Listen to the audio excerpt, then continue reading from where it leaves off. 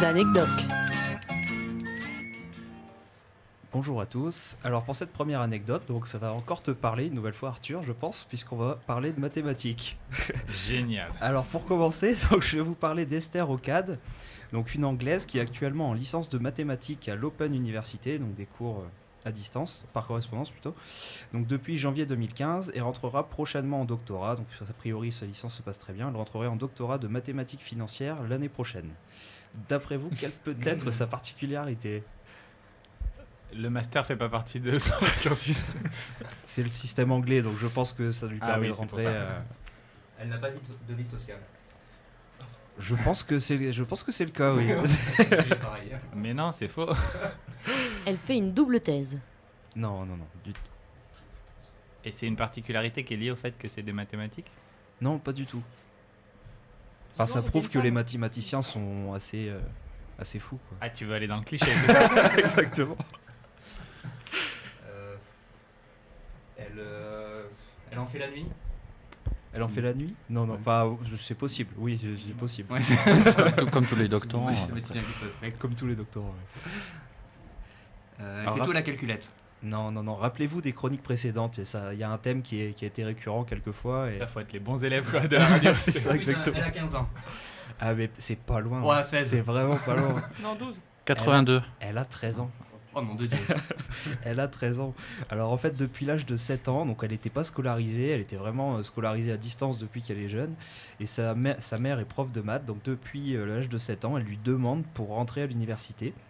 Et finalement, donc c'est ce qui lui est arrivé donc à 10 ans, elle a été acceptée en licence après avoir passé un examen, une dissertation et un entretien téléphonique qui lui ont permis d'intégrer donc cette fameuse licence qui lui donnera accès par la suite au doctorat a priori.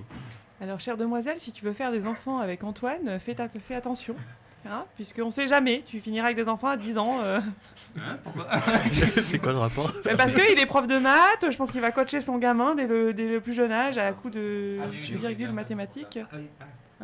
Arthur. Ah, j'ai dit Antoine, Arthur, Oui, excusez-moi. C'est ça. Ah, mais peut-être que s'ils font un bébé tous les deux, il aimera les plantes et les maths. Non, mais jamais de la vie, j'inflige à mon enfant de faire des mathématiques. Moi, c'est horrible. C'est horrible, on est d'accord. Alors, pour continuer, donc, je vais vous parler d'une autre personne, donc c'est Ludovic Julio, donc un Mayennais qui vient d'obtenir un doctorat aux États-Unis dans une toute nouvelle discipline. Alors c'est assez particulier et j'attends vos propositions. C'est très novateur. Hein. Télé-réalité. Ah non, quand même pas, ça va pas aussi loin. Une thèse en cuisine. Oh, ça, Non, c'est bon, mais ça, il y a déjà eu des doctorats d'honneur pour des cuisiniers Dans quel pays déjà? en France. Ah, Là, non, c'est un. En Mayenne, mais c'est Il a un obtenu pays aux aussi, hein. États-Unis. La c'est Mayenne est un Mayenne. petit département situé entre l'Ille-et-Vilaine et la Sarthe. J'avais oublié le Merci nom pour Mayenne. ça. en fait. Et c'est des sciences Alors, du vivant. ça tourne autour du spectacle. Ça peut vous aider un peu. Sur, ouais, Marionnette. Non. Les pas clowns au marionnette. XVIIe siècle. C'est une. Je vais pas dire que c'est une forme de clown, mais Trapéziste au 19e. One Man Show. ça. Thèse, Ah, il y a quelque chose. thèse Il y a en- quelque chose à creuser. là. Humour, comique. Sur ma thèse en 180 secondes. Analyse de société, de ce que ça donne. Non, enfin, pensez, ça se fait en show télé par exemple maintenant. C'est pas forcément un one man show à proprement parler, mais Les fake news. ça se rejoint un peu. Les humiliations en public. Non, ça va un peu trop loin, je pense. là. Les imitations. C'est pas des imitations. Si je vous parle de Tours, Ah, magie. exactement. Ils sont bons, ces Mayennais. Voilà, exactement. Donc en fait, je précise que c'est un diplôme qui n'est pas reconnu, mais il a eu un doctorat en magie, puisqu'il a obtenu cette récompense pour avoir participé 3 fois au plus prestigieux congrès américain de magie rapprochée qu'on appelle le Close-Up. Moi, je trouve ça génial. Antoine, ça a l'air de le désespérer. Moi, je trouve ça cool. Mais Mais c'est ouais, mathématique un peu, de toute façon, la magie. Complètement. C'est pour ça que tu dis ça. Moi j'ai fait 3 sorties en forêt cette année, on m'a pas donné de doctorat sur les forêts, j'ai un peu déçu. Ouais, mais en alors le sortie problème, de c'est que forêt. toi, même en 3 ans de thèse, déjà, tu te trompes de plante. Alors, Ah ça y est. C'était pas les plus grandes forêts au monde, C'est non la plus, dernière. ça doit être ça. Alors, non, pour- on aime bien la Molini. Elle t'emmerde la il Molinée. y a du dossier. Alors, pour la prochaine, donc c'est une doctorante nommée donc Julie Pfeiffer, une Française qui a fait sensation lors de la remise de son doctorat par la faculté des sciences et textiles de l'université de Shinshu au Japon. Alors en fait, il y avait une coutume lors de cette remise de prix, et elle est un peu a pris les devants entre guillemets, et elle a fait quelque chose de particulier ce jour-là. D'après vous, est-ce que Elle est venue toute nue. non, quand même pas. Quoique au Japon, Textile. au Japon, ce serait possible. Non, mais textile. Elle a travaillé sur les textiles.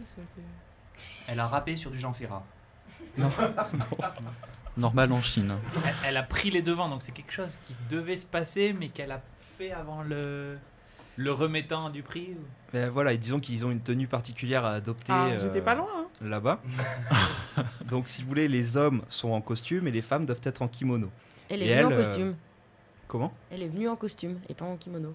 Oui, mais quel costume du coup? En kimono de judo. Alors je vais vous donner la réponse. Donc en fait, elle est venue, ça fait sensation là-bas lors de cette remise de prix. Elle est venue en fait en costume traditionnel alsacien. Et forcément, donc c'était du jamais vu lors de cette cérémonie. Légion d'honneur. Ouais, c'est Elle a un pourrait. doctorat de mode. Ouais, carrément. Donc je sais pas si vous avez des idées, s'il y en a qui vont bientôt être diplômés, à vos idées, réfléchissez. Alors maintenant, est-ce que vous connaissez Teresa Macula, donc elle qui est assez connue depuis le début de cette année? Elle est française? Non, elle est américaine. Ça m'arrange que vous la connaissez pas. Alors, en fait, elle a un parcours assez atypique puisqu'elle a passé une maîtrise de langue à Harvard à partir de 2000. En 2004, elle a intégré la CIA en tant qu'analyste des médias européens, et après quelques années, donc, elle a voulu vivre de sa passion et a finalement obtenu un doctorat en 2016 sur la tradition alimentaire à la Nouvelle-Orléans, donc toujours à Harvard. Et donc elle a décroché récemment ce que les médias américains ont appelé, et beaucoup de gens le considèrent, comme le job le plus cool du monde. Est-ce que vous avez une idée? Est-ce que vous avez entendu parler de ce sujet? Testeuse de bière. Gardienne de hérisson. Exactement, c'est ça. En fait, elle est testeuse de bière. Donc officiellement, donc, elle a été recrutée par un musée d'histoire. Donc le national... Je savais pas Il que faudrait c'était elle, payer mais cher, j'avais hein. vu passer l'annonce.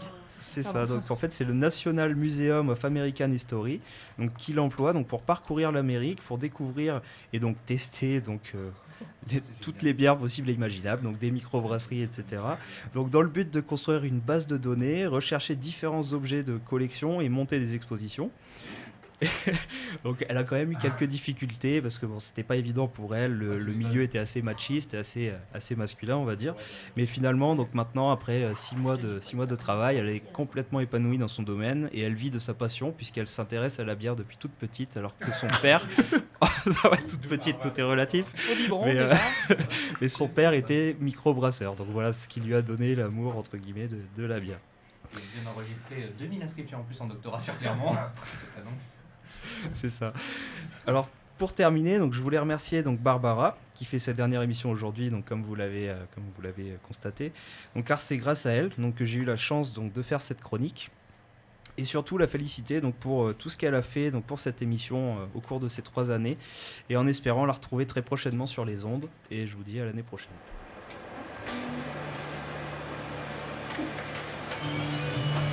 Attends, on dirait que je vais mourir. Bah, c'est un peu l'impression que tu nous as donné.